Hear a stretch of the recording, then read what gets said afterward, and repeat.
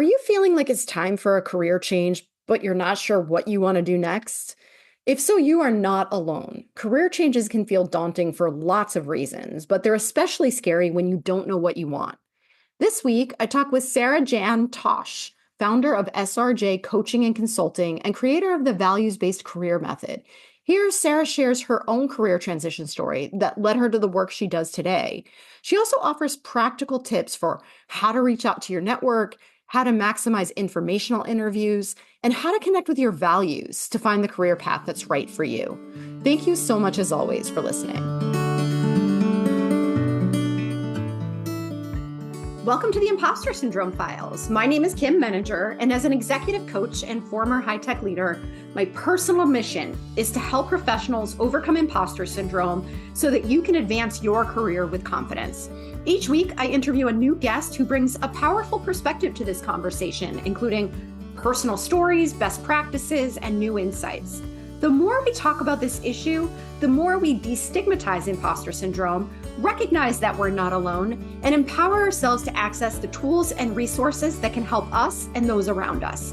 Thank you so much for listening and for sharing with others you think would benefit from this conversation.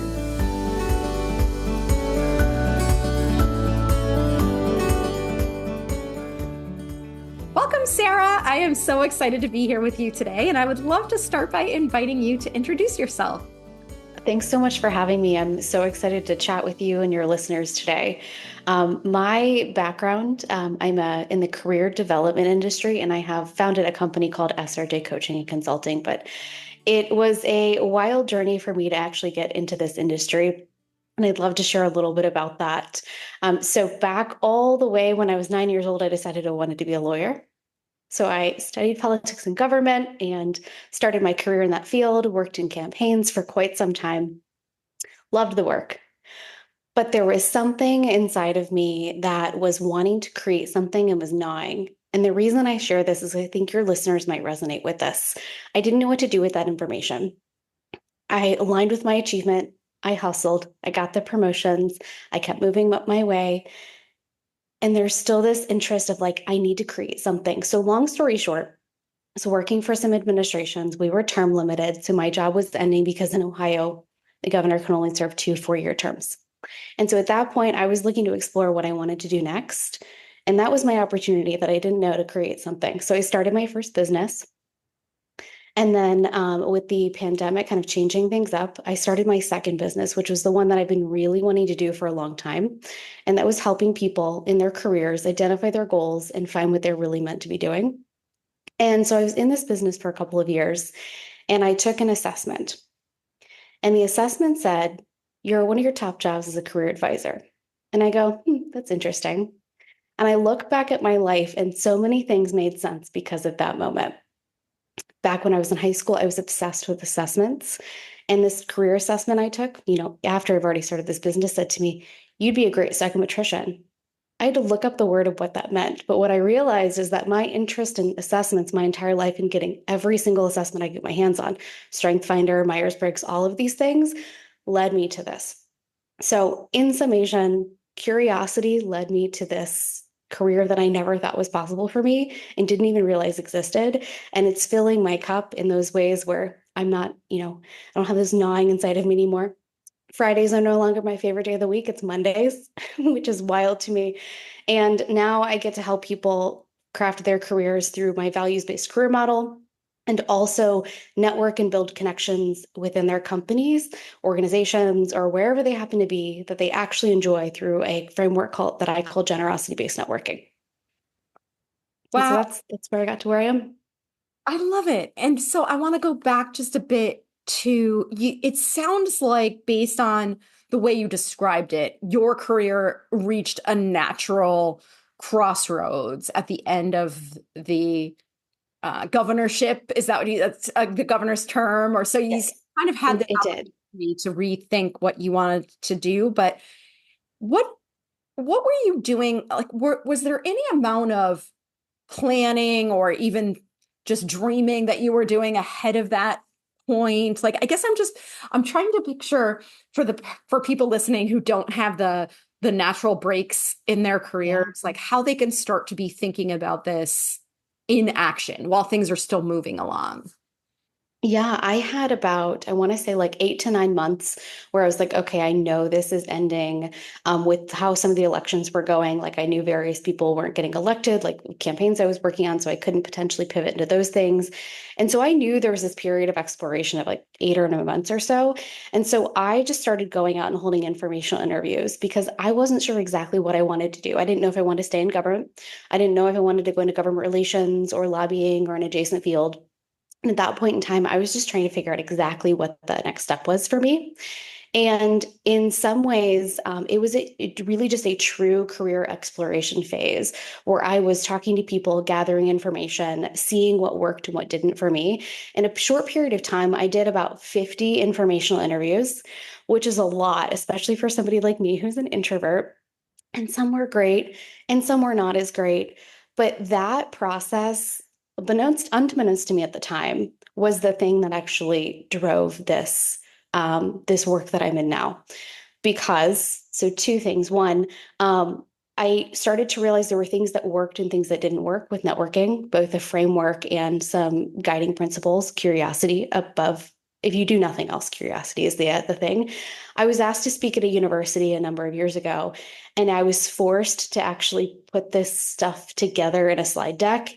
And that's how I started to come up with generosity-based networking. So it's really ironic to me in so many ways that this period of trial and error and like tumultuous like career development ended up being something that I talk about every day. So I say all of that because there were pieces of this where I leaned in and I'm like, maybe I want to do lobbying. And I met with a couple of contract lobbyists around Cap Square, and I was like, I don't think that's for me. And then I decided, okay, let's explore government relations over here. And I was like, okay, well, that could be for me or maybe not for me. It depends on the field. And so it was slowly starting to just chip away and gather more information. And I think when you're in a career exploration phase, so first off, I encourage people not to wait until they're completely burnt out to start exploring and gathering this information. Otherwise, it's going to be driven by anger, fear, resentment, and you might want to rage quit. That's like the worst time to explore careers. But within all of that, it's starting to have those conversations really early on. If you know maybe there's something else you want to do. Hmm. I think you make such an important point there too. And, it's not as though we ever make decisions without our emotions, but if you wait until you reach a breaking point, right, it's very hard to be strategic. It is. Well, and so I want to really stick with this informational interview concept for a moment, because I think, these days people have heard of it. Most people have, but it still feels kind of scary, right? And you talked about there were these different options that you were exploring. For people who are listening and thinking about doing something like that, what do those conversations start with? Like, how do you approach them in a way that doesn't feel so scary? And I often think that people hesitate because they feel like they need more information to have the conversation, and then it becomes somewhat of a catch-22, right? You can't have the conversation until you have the information, but you can't get the information until you have the conversation, You right? got it. Yeah, I think people don't do them too because just the name informational interview sounds really scary. Mhm. And some people I talk to think that's an actual interview, or they have the perception of like, oh, if I get an informational interview, they're going to offer me an opportunity to get a job. And that is not what these are at all. It's really a name, something that should be completely rebranded. Yes. I sometimes talk about them as like coffee chats or things like that. But I hesitate to do that because they aren't informal. They're an opportunity to let your curiosity drive the questions you ask and how you explore either starting or continuing a relationship with somebody in a professional setting. And so those conversations can really start from they can be in person, they can be virtual. The people I work with have had tons of success doing these virtually, especially in the environment we live in today. But these really start as researching the person that you want to meet with or what they're doing. So, like somebody who might be in a dream job of yours or something that you want to do, starting with research and leading based on curiosity. So, that means if you think you want to do something, but you're not totally sure, that's a great place to start. But if you're like, I really don't think that's the direction I want to go, but maybe there are influences pushing me one way or another, that's probably not the conversation to have. And so, starting around if you have a particular job or something that you want, inviting somebody to meet with you, I usually start with, 5, 10, 15 minutes of a phone call. unless you know someone really well. And it's just a nice invitation saying, hey, I'm looking to learn more about what you do. I'm looking to learn more, and how I'm coming with set questions that you have prepared in advance. My recommendation is to not grab questions off of Google, because those questions aren't based on your genuine curiosity. Mm. And if they're based on your genuine curiosity, you're going to be interested and engaged. And one of the things that trips people up, I think, quite a bit is they'll have one of these and they'll go, I was bored or disengaged in the middle, and they think everything has gone wrong and they think they should never do one of these ever again. And what that probably means more so is that the information that was shared with them might not be meeting them where they are today, and it might not be a path they need to walk right now. And it's time to gather more information. So these are really just their conversations, their exploration. They're not high stakes at all, and they're a start of a relationship. Mm. I love the way you take some of the pressure out of it, because I think you're right. They, they should be rebranded. They do have such an intimidation factor, and they're such an important way for us to gather information, because one of the things that I say all the time is we don't know what we don't know, right? And so there's a limit to what we can imagine based on our own experience. And so it's only through talking to other people that we really get introduced to new ways of thinking about our careers, and maybe in ways we never would have thought about them. Absolutely. I think that that idea that you just said, we don't know what we don't know, that's the perfect way to go about it. You're just collecting a little bit of information. It doesn't have to be a ton of information. It just has to be a little nugget. And I think people often they look at these as really high stakes situations. The other thing is most people just are taught or learn transactional networking by just the way we go through and interact with people. And so when you go into these, the goal is not to get a job or an offer for a position. It's really to learn and build your connections, because those things come when people get to know you and they like you and they trust you. Those opportunities come. They just might take a little bit or a longer period of time. Yes, I like that too. And pacing yourself is, I always think of it as like you don't propose marriage on the first date. Yeah. Yeah, it's I have totally used that analogy before. It is similar to dating in so many ways. It really is. Uh, so I guess one of the questions that I have too is what do you, I'm trying to think of how to frame this, because I think every conversation is a little bit different, right? And a lot of times maybe we're in the middle of it and things are going well, but then we think to ourselves like, I want to be able to add value to this other person, or I don't know how to follow up because I feel like I'm taking advantage of this person. You used the expression generosity based. And so I think that because people are so afraid of engaging in transactional networking, they want to lead with some kind of value to the other person. And that can be hard to do if you don't know the other person, right? So how do you think about the generosity piece of the networking process? Yeah, I think often we think that the things that we have to give that are of value are either things that we're hesitant to give or that wouldn't make sense to offer in a situation. And I think we need to take that box and turn it on its head by showing up. Let's say an example, you're networking within a company and you want a promotion someday, but you may not have mentors or sponsors. And so you forge and you identify people in your company that you want to meet with to learn a little bit about, potentially to find a sponsor someday. So somebody who might open doors and help you with that promotion. But you don't know which people you're going to click with. You don't know who you want to learn from. So identifying some of those people and having an introductory meeting. Now, what is the value that a junior employee could give to a senior employee? There's something really specific that I always like to pull out. And it's that when you get to leadership positions and you're at the top of an organization, what happens? Frequently, you lose touch with what's really going on in the field, at the bottom ranks of the company. And so having the perspective of a junior employee who actually is hearing what's going on that you could share with that senior employee when they ask is super valuable information. And it's stuff you're already seeing. Hey, here's what's going on over here. Here's what's going on over there. Not from a place of complaining, but that senior employee wants to know that information. And so that junior employee already is adding value just by existing and showing up. Other ways, when I'm networking with somebody who might not be in my organization, I like to ask, hey, what are the things you're working on? Or what are you hoping to celebrate like in the next 6 months? Or what are some projects or things like that when I'm talking to people who might have other businesses or things like that? And they start to tell me, I'm working on this or I'm working on that. And sometimes there might be a connection that I have that I can make for somebody else. Or sometimes just being a sounding board is the thing person needed at that moment in time.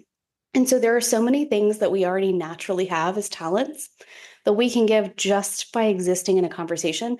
But that mindset shift of if you're thinking, I have nothing to give or I have nothing of value, you're not going to be able to tap into your resources of who you are and your innate talents in that conversation. So it does take that intentional, like I have something to give, I have something to offer just by showing up before you walk into that conversation. Yes, yes. I think that is a really great way to think about it. Thank you. You're welcome. I also want to think more broadly if we can go back to what you talked about, a values-based career, because I think that's something that's really important. A lot of us have been conditioned to think about our careers very practically, and that can often create a mismatch between, maybe what we're good at or quote unquote should be doing versus what we actually want to be doing. Or there's that pressure to, well, I was in school for so long, I should just keep going down this path. Like, what does values-based career management or career development look like to you? For me, this really started when I was evaluating what I wanted to do next. And the answer at that point in time was, I have no idea. And there's clearly a gap between what matters to me and what I'm doing. Not that I wasn't working on important stuff, but there's something where there are things that I really care about, and I wanted to do more of those things. So for me, it started with creating a values line. So what are my top 5 values? And where do I want them to exist? How do I want them to be lived out? Are some of them values that I can exhibit at work and some where I can't? Or are all of them values? So starting to ask those questions, that turned into a whole model of what is somebody's top values? What do they need in terms of like those details of salary and work model and flexibility? And do they have a disability where they need an accommodation? All those pieces that impact our work. And so when we're talking about that, that could mean, does the company itself actually have those values written on their website? Maybe. Could it mean that, example, one of my values is contribution? Could it mean that the company that I'm working for, the organization I'm getting involved with, or whatever I'm doing is contributing to my community as a whole? Maybe. And so these things can be manipulated in various ways to align with what's important to us. But I think that when we have a mismatch on values, our core values at work, there's going to be some sort of gnawing, annoying burnout, pressure, some sort of negativity because we're not able to live our values at work in our life. There's going to be that gap. And usually, like, I think that comes out in I can't stand my work, I can't stand my boss, or constant complaining when we're outside of work and not being able to think about anything else we want to do. And it just creates this misalignment. But how do you know what your values are? I think so. We're asked, what do we want to do when we grow up, when we're toddlers? And we keep getting asked that. And then we have to decide before we go to college if we're going to college, right? And our brains aren't fully formed until we're in our mid-20s. That fact, once I've learned that a couple of years ago, that fact it's wild to me that we have to decide what we want to do and then do it for the rest of our lives. But we're deciding when we're still kids. And so that's why I really loved working with mid-career professionals, because these people, they're smart people. They've gone down this road and they're like, I'm really dissatisfied, but I've put all this time and effort in. That's sunk cost bias. So that's where we go all the way back to the beginning. Most people think, okay, I need a new job. I need a new resume. I'd say, no, let's define your values first, because we can define your values. You might not even need a resume. You might be able to reframe things or grab a lateral position at a job or at your company and check all the boxes. So I think starting with that, and then, exploring, why have I stayed? Why have I left certain jobs? Why have I chosen to do this work versus that? I think often we are leaning into the things that are others' values and beliefs. And we have to question whether or not those top 5 values that we've identified are ours or somebody else's. If they're ours, that is the guiding light for pretty much every decision after that. I'm really glad you said that too, because I think that it's not uncommon for us to be living out someone else's dreams and values, right? Which is it's hard to face that. Um, but it's really important for us to get in touch with what we want and who we want to be. And I like what you were saying earlier too about the frustration and the resentment that builds up over time. I often say that to people when we're meeting about something that's going wrong at work. And I'll say, like, this sounds like a values conflict, right? Like, what's going on here? And help them to explore that. Because as you're describing this exploration of your values, I mean, you can sort of gauge from a job description what it's functionally going to look like, but it's the experience around you that's going to determine whether or not this is going to be the right fit for you. And if you don't know what your values are, you don't even know what questions to ask or how to vet these opportunities, right? Yes, exactly. You can't go in and interview the interviewer and assess if you want to actually work for that boss. You don't know at that point. But if you know, hey, I thrive in this type of environment because here's who I am and here are my values, and I ask a question to the future boss and they say this, and that's their style of maybe coaching or mentoring, and I know that's not going to work for me, you instantly know if that's a job to take or not. Exactly. And sometimes people will say, is it okay for me to ask this question? And more often than not, I'll say, if it's not, do you want to work there? Yes. Oh my gosh. Yes. I think so often people ignore the yellow and orange flags. Mm. And the thing is I think yellow flags and orange flags are more to do with our alignment with an organization and a team. And they're not objectively bad things about the organization. And I think that often that all gets like jumbled up and misconstrued. Yes, yes. And so I wonder then if there are people listening who haven't started thinking yet about what they want to do differently, but they know they have that gnawing feeling that where I am is not the right place for me. How can they best use the time where they are? Because I often think about that as a, you're in this space where you know this is not your future, Yeah. but you have some runway here to be thinking about what some of the questions that you're talking about. Yeah, the first thing that I would encourage somebody to do is grab a notebook if they don't already have one and start making a couple of lists. What do you like about your job? What do you not like about your job? What do you like about your company? What you not do you not like about your company? And then go in from there and see what comes out. And don't just stop once you have like, half of a page filled up. Like continue to answer these questions over a period of a couple of weeks, because after you get the easy stuff taken off, you're going to start to get into like the interesting more answers of like, hey, this is really interesting to me. Like, or this one project I worked on, I really loved. Take those lists of what you love and ask yourself why. Is there a theme with the type of work you were working on? Were those projects where you weren't working with anybody and you're an introvert and you don't want to talk to somebody? Or were those projects where you're working on with a ton of people and you need more of that just because you want to be around and collaborate with more people? There is so much data and in our own answers. So start there. Two, define your own values. There are tons of values card sorts and all things like that on the internet activities that you can just grab for free. And three, if you have the bandwidth and you haven't already, build your network within the organization that you're in. Mhm. There might be a role that fits those journaling activities we just talked about that could be a lateral or a promotion that you could find your way into. And you might not even have to go through a full blown job search, but maybe you do. But exploring those things and doing some of those informational interviews before you leave is the best time because you have the access to those resources now. And then if you find it's not at that company, you can always leave. Yes. Well, and especially I would think if you don't perhaps look on paper like the candidate that they're asking for out in the external world, if you can make that kind of an internal transfer, even if it's just temporary, you have a chance to build up those skills and prepare yourself for an external search. Absolutely. Oh my gosh, that's the best way to do it. I love that idea.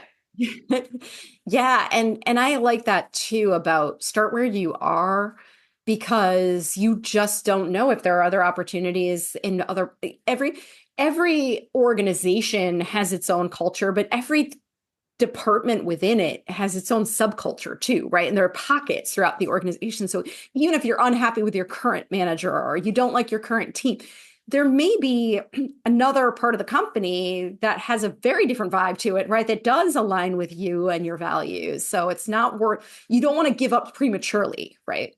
Absolutely. I have a client that I worked with a while ago who was in this situation. They were working for a global company and it wasn't aligned. It was the management structure and all of that. And the prior team they were on, they loved. It was perfect. And in a matter of a couple of weeks, through some key conversations, they were in another position that was lateral. They ended up getting a little bit more money and it solved the problem. And they didn't have to, it was a matter of weeks. So those conversations can be super impactful and you can find it. Yes. And I love that you say, I mean, obviously everybody's situation is going to be a little bit different, but we often think too, this is going to take so long, or, we tell ourselves all these stories about, I'm going to have to take a pay cut, or not the one that I hear most often, and I'm curious if you hear this too, is I'll never have the flexibility that I have in the job that I have now. Ooh, So ooh, that's interesting. yeah. I have not heard that one as much. Usually I hear if it's going to take forever or it's going to take too long or I don't have the time, but that one is really interesting to me. Yeah, so people are really afraid that because they have, even if they're not happy with what they're doing, it's predictable enough and they're a known quantity. So their manager doesn't micromanage or over, so they can leave if they have to do something for their kids, or they have, a rhythm that allows for them to have more, quote unquote work-life balance. And they're afraid that they won't get that if they go someplace else. But one of the things I was talking about with one of my clients recently is like, if everybody's worried about losing the flexibility they have, that tells me that there isn't just one place where you can get flexibility. Absolutely. Absolutely. That also means like if that's important, you've already got half of your playbook of what you need to ask in an interview of Mm. like how your team operates and what the culture's like and starting to pick up on all those details. The other thing is there are so many different types of organizations. There are subsets of industries that I think are always going to have that flexibility. And there's so much out there. We don't know what we don't know. It goes back to your original point. Yes, you're absolutely right. And one of the things that I wanted to tie back into what you were talking about with the informational interviews too, is these are great people to ask this kind of stuff to, right? Because we're sometimes afraid to Yes. do that on a formal interview.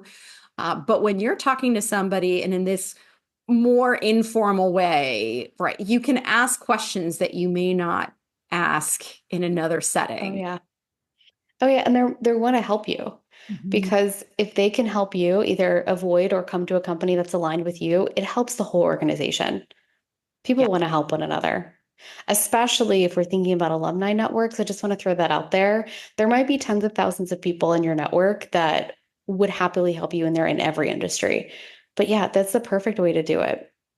Yeah, I'm glad you brought up alumni networks too, because I have definitely found that to be the case from a university perspective, right? My fellow alumni are always super supportive, and you feel this natural kinship, right? Like once you find out that you've gone to the same school, but even alumni of other companies that you've worked for can be Yep. great too. It's just that common bond that makes the link a little bit warmer than it otherwise would have been. Yeah, if we can find there was this talk I listened to a long time ago. And it was basically if you can find a connection point with a people, place, or thing with somebody. And Hmm. if you've got alumni, like they've worked at the same company or they've gone to the same school, you've already got one, you've got a commonality point, you can just dive right in. And it's so much easier.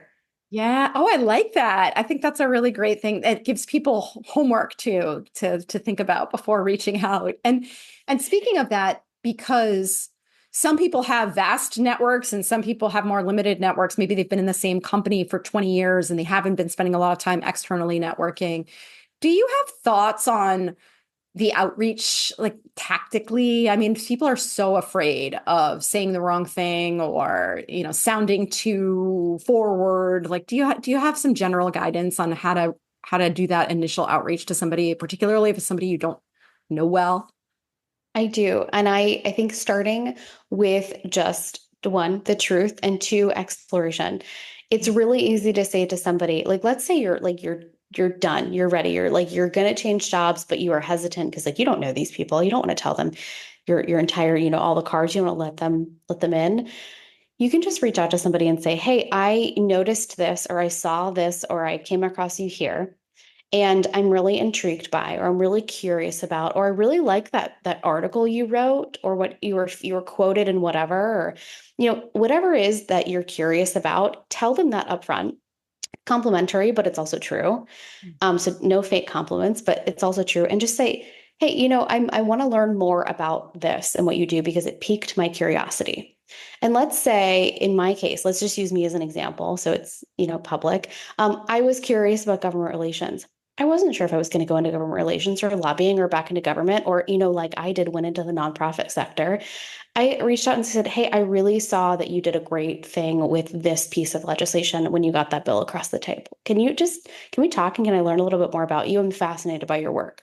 I didn't have to tell them, hey, I have no idea what I'm doing next and I need a job, right? But it was about me learning. And what I got from learning, and my learning goal was, hey, that's interesting. Could I see myself doing this work?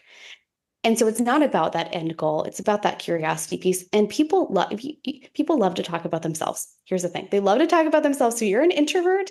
This is your golden ticket to go ask a bunch of questions, not have to talk, learn from them, and ease into that. And the other thing, if you're worried about saying something the wrong way or asking the wrong question, if you're thinking about it from transactional networking, it's always going to be high stakes. But if you think about it from generosity-based networking, you are just starting the relationship. There's so much runway here. Think of it as like the first 2 inches before a plane starts to take off. There's a long runway ahead of them. This is just those first 2 inches of that first conversation. That takes so much of the pressure off for you and the other person, because I think too, if you make the conversation feel like it's a job opportunity based conversation, the other person may feel intimidated by that too, because they might feel like they don't have any influence over it, or I don't know you well enough to put my name on the line for you, right? Whereas if it's more like you're saying, more curiosity based, anyone can tell you a story, anyone can give you some advice. And I say that all the time too. People love to talk about, right? They like to feel seen and special, like you've chosen them for a reason. And so to just be very honest about what it is that interests you, and then leave the job conversation for later, because you also don't want to back yourself into a corner. You might say, right, like, oh, I'm interested in jobs at your company. And then what if they offer you one and you don't want it, right? Or you're not ready for that yet. Yes. You don't want to back yourself into a corner, and neither do they. Absolutely. And this is just a soft way to start that. And then maybe they say, hey, do you know of anyone, down the line? And you might even have to be the right person, but you might know somebody, and then you can make a connection for them. Yes. You never know what's going to happen. That's right. That's another way to be of value too, is you have a network that they may want to tap into. Absolutely. Yeah. Oh my gosh, Sarah, this has been so great. Like, you've given us such practical tips. And I think it's such a daunting process when you're thinking about making a change, because as we all know, the familiar, even if we're not happy there, is very powerful. And we stay in our comfort zones often longer than we want to. And so I think just giving people some getting started tips is so helpful. Is there anything that's on your mind that I didn't ask you that you tend to think about as part of this getting started process? I would just say, if you can find a way to cultivate curiosity and know what that feeling feels like in your body, or what types of thoughts pop up in your mind when you're in that mindset, that is going to be more important than any question you ask, any job you apply to, because if you're leaning into that curiosity piece. The second thing I just want to share, and this is not my original quote, I forget who shared this with me, but somebody told me this years ago, and they said, courage comes before confidence. And I think with that, it just clarifies, you don't wait to feel confident to go do that thing. Don't wait to feel confident to ask that person to go have coffee with you, because the first time you do it, you're not going to be confident, but you can have courage. Yes, that's fantastic advice. I always think about that too. I usually say confidence follows action, which is the same thing, right? Because you can't study or prepare your way into confidence. You're always going to feel uncomfortable, like you said, until you do it. So I think just knowing that discomfort comes with the territory and doing it anyway. Always. Yes. Yeah. I think the other thing I'd add is Feel the Fear and Do It Anyway by Dr. Susan Jeffers. Yes. Oh my gosh. Best book I've ever read on this topic. Yes, a great recommendation. I think that's another good one here. Thank you again. I think this is a really great way to kick off a new year too, for anybody who's kind of been on the fence about whether it is the right time. And I just love your approach, the values-based one in particular, as a way of thinking about it. And if anybody wants to learn more about you and your work and what you may be able to offer them, where can they find you? You can find me on valuesbasedcareers.com, and I'm also on LinkedIn. Excellent. So we'll make sure that those links are in the show notes for anyone who is interested. And thank you again, Sarah, for being here. Thank you so much for having me. This is a great conversation, and I appreciate it. Thanks so much for listening to the Impostor Syndrome Files. If you would like to continue this conversation in a safe and trusted space, I would love for you to join my virtual discussion group every Thursday at 12 p.m. Eastern. For the past several years, the group has been limited to women, but it is now open, regardless of gender, to anyone who is interested in exploring and troubleshooting common workplace challenges, building better awareness of ourselves and others, and becoming more inclusive allies at work. Check out the show notes for more info on how to find us, and please join us next week for another episode of the Impostor Syndrome Files.